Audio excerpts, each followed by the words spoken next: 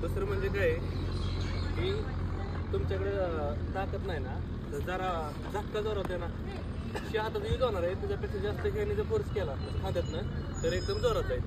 तुम्ही काय करता एकदम रिलॅक्स होताय म्हणून ह्याच्या पण स्लो आणि ह्याच्या पण स्लो म्हणून अलीकडेच पडतोय गोळा. त्यापेक्षा काय करायचं खांद्यातनं शी फोर्स लावायचा. त्यासाठी काय करायचं अंक थोडासा आतमध्ये ठेवायचा. ओके स्टँडिंगच दाखवतो स्टँडिंगवरनं समजून जाईल.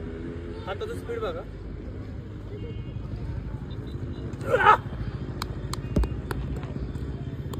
दुसरं पायाचं स्पीड पण ठेवायचं. पायाचं स्पीड आणि खांद्यातलं स्ट्रेस दोघांचं जर मिळून जर झालं तर नियोजन लागणार.